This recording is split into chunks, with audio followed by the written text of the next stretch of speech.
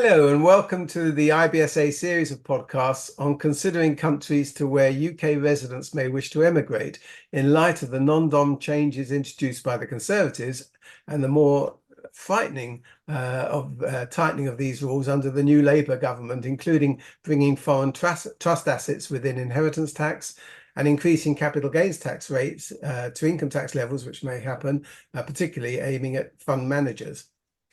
Now, my name is Roy Saunders, founder and chairman of the IBSA, the International Business Structuring Association, which is a multidisciplinary global association of entrepreneurs and their professional advisors dedicated to sharing their expertise with each other within a great networking platform.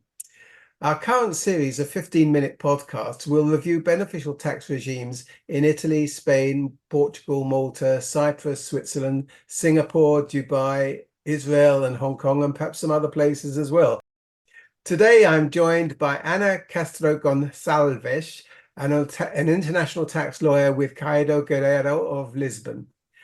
Anna, I know that the Portuguese non-habitual residence regime has now ended, but could you tell us a bit more about what that means for those who are still currently benefiting from that regime?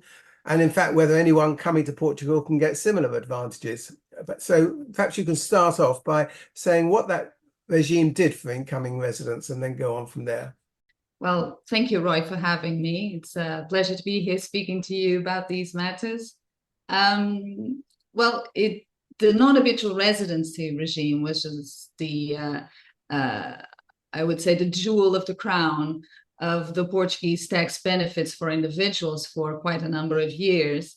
And its main trait, or at least it was heralded as such, was that the majority, if not the entirety, of the foreign sourced income of someone who came to Portugal and set up his or her residency here would be exempt in Portugal.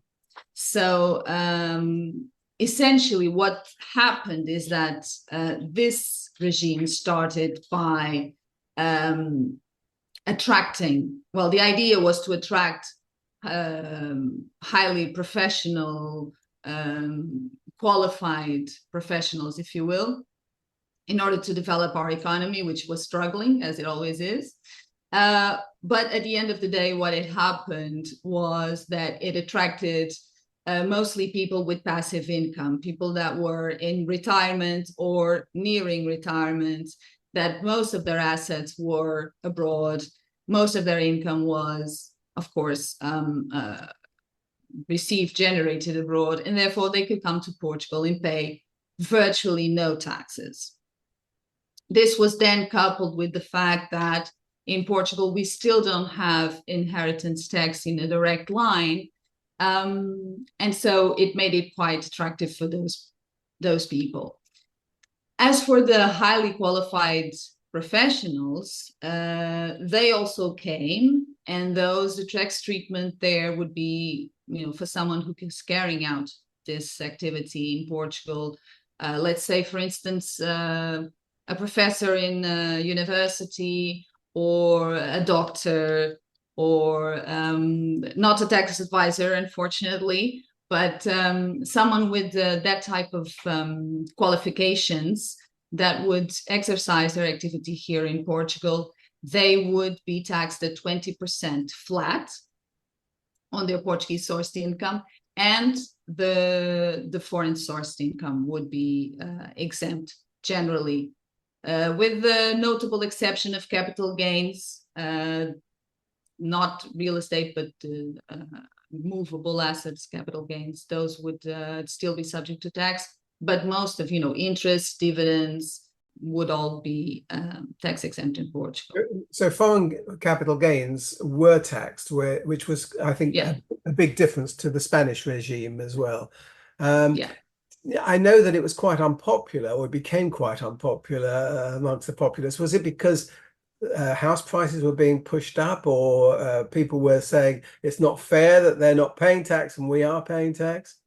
Yes, well, the houses prices were a big driver, especially because in parallel with the non-habitual residency, almost simultaneously, the golden visa was introduced.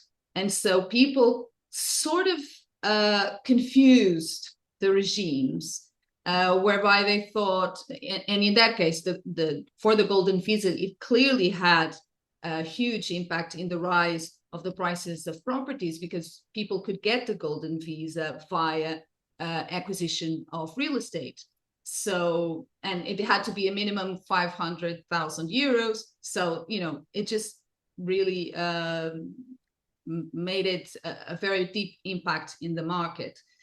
But then, since both regimes were aimed at foreign people, essentially, and they were more or less simultaneous in time, there was quite a bit of confusion. And so, yes, it was very ill perceived, and in such a sense that halfway through, the government introduced a significant change, which was to start taxing foreign-sourced pensions at a flat rate of 10%.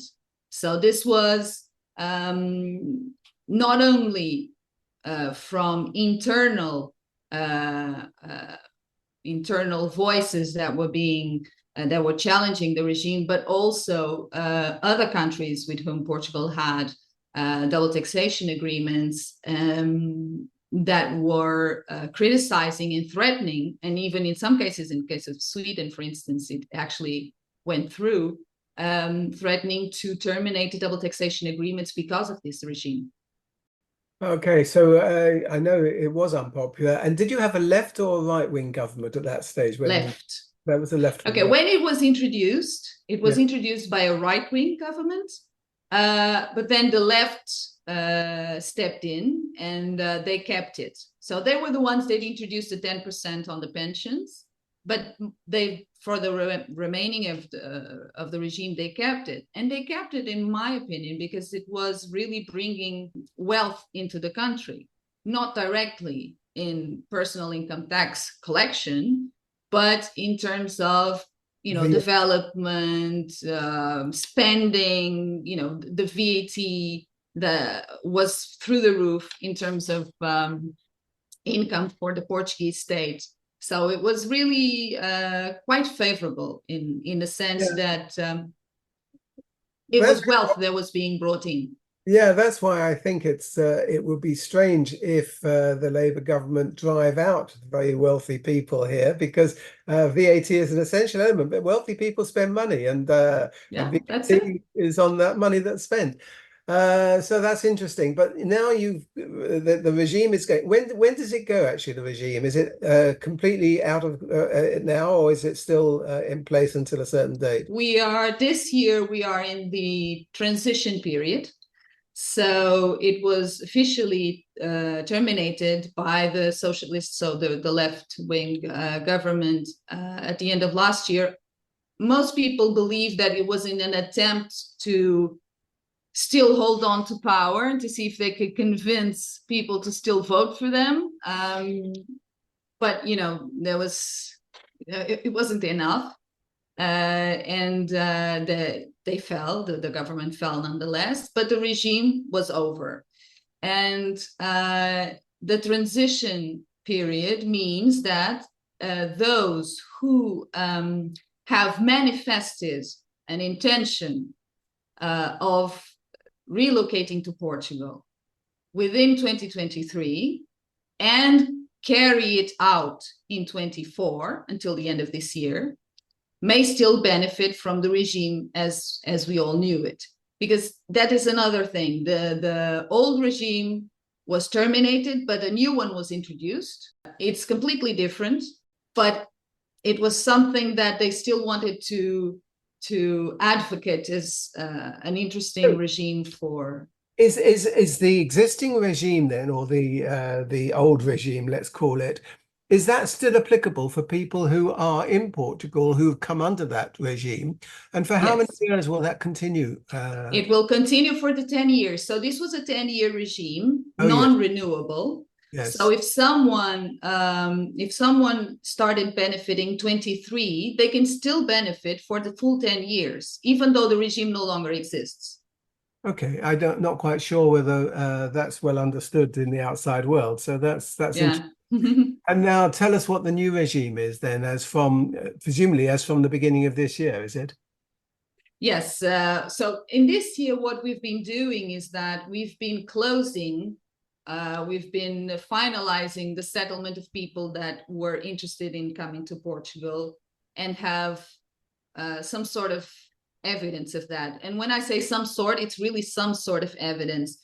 People that have signed promissory agreements for purchase of real estate, people that had enrolled children in schools in 2023, people that had a promise of employment dated of 2023. So there are a number of instruments that the tax authorities accept that evidence that that person, before the regime was known to be ended, we're going to set up in Portugal. And we are now registering those people now in 24, and they will still be able to benefit for 10 years of the old regime. Okay. This ends at 31st December 2024. Right. So the new regime, how is that going to attract people? Yeah. So the new regime, they framed it, it's interesting because this was to be the non-habitual residency regime, so the old one, was framed as a type of residency. So people are tax residents in Portugal, and they are under this special regime, which is a mix of taxation plus residency for tax purposes. Now they've completely detached from that model, and they've considered that it makes sense to consider this, to frame this as a tax benefit. So it's not even in the same legislation, it's in a different code, which is specific for tax benefits, and is a tax benefit that is aimed at innovation. They call it tax incentive to scientific research and innovation. So what they're trying to do here is they have a list of professions which are linked, of course, to this, to innovation, to scientific research. Education? Education also, yes. It's very well, not, I don't know if well is the word, but it's very connected with the concept of startups and entrepreneurship. But where it clearly differs from the previous regime is that these are now regulated professions. Okay, so I cannot just simply state that I am, making some research and development and have someone, my, technical director, benefit from the regime. I need to be registered with the competent organism in Portugal, which is usually, the Science and Technology Ministry or something. I need to go through there first in order to be certified that my activity, that what I am doing is really relevant for those purposes. That's really interesting, Anna, because we're planning on holding a workshop on R&D effectively later this year or the beginning of next year, but probably later this year. And that sounds very much like an R&D tax benefit that we have here as well. So that's quite specific, isn't it? It's not targeting the wealthy individuals anymore, really. No, okay. It's clearly targeting, and this is a very political statement, the economical development of the country.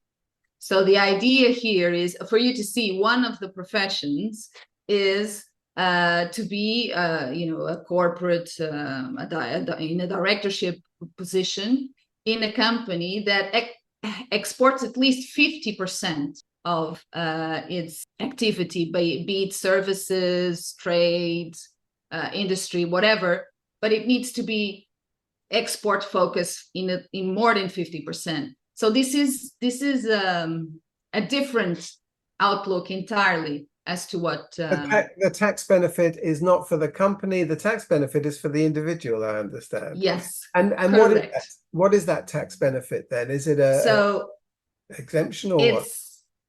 So it's a 20% flat income tax rate for the individual on the income from this profession, okay, that is raised in Portugal.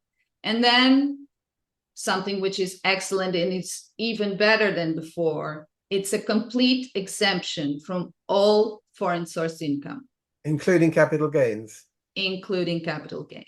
That's very interesting. Okay, so that's quite good. Well, I mean, I think there seems to be quite a shift in tax legislation everywhere. What's your expectation now as regards the new government? It's a right-wing government, not only on tax, but what on other things that, things like immigration, for example. What's their view on all of these things? Well, right and left in Portugal, they are the ones that get to the government, which are essentially the two main parties in Portugal, although we are seeing, like in all of Europe, more smaller, more radicalized parties also now getting elected. But the ones that really are in government, although we call them left and right, they are very similar, okay? So the left having a more social and environmental concerns, whereas what we call right, which is what is happening now, is economically focused on the economical development of the country, and not so much in the social aspects of it, although it's not very different, but it is like that. So the main, and this government has now publicized a number of measures that they intend to put in practice within their government. I think it was something similar that your Labour government did. I saw in the news yesterday or something like that. I saw, the King reading it, and they did like 60 pages, and I would say 50 of them are targeted towards the development of the economy, and many are towards tax. They are trying to reduce our corporate income tax, which is at 21%. They want to reduce it to 15, which would be, very, I think it's quite ambitious, to be honest. Certainly competitive at 15%. Yes. That's their idea. They want to increase the competitiveness of Portugal. We already have that with our cost of labor, which, we still have a pretty low cost. And the cost of living in Portugal is still pretty low compared to other places. But our taxation is too high. It really is. Social security, they are also intending to reduce the burden for the employers in terms of social security, because we also have a very significant burden there. So they've announced all this, but the thing is, they're a minority in parliament. All of this has to go through parliament. Their state budget has to be passed. So they're going to have to negotiate a lot of these measures. So clearly they are aiming higher, and they know they won't be able to get there. As far as the non-habitual residency or the new this innovation tax regime, what they have said is that they intend to increase the number of professions that can benefit from this. So they are clearly stepping away from the passive income and the pensioners and so on. They've seen that is a model that's not well perceived, even though, like we said before, it brings wealth to the country, but it's not well perceived. They want to attract more active population and highly skilled. What I think will happen is that they will just allow advisors to frame a lot more people than, you know, initially. But I mean, ultimately, all of these tax cuts and all of the social welfare costs and everything else can only come from growth, which is what the Labour government have said. And of course, that's the same thing as you're saying there. So, well, I mean, that's fascinating. Thank you very much. You've really explained a lot, and it's been very interesting. It's lovely talking to you, Anna. And thank you, listeners, for listening to this interesting podcast. As I say, it's a series of podcasts, so please do listen to the ones from other countries as well. Thank you, Anna. Thank you, Roy.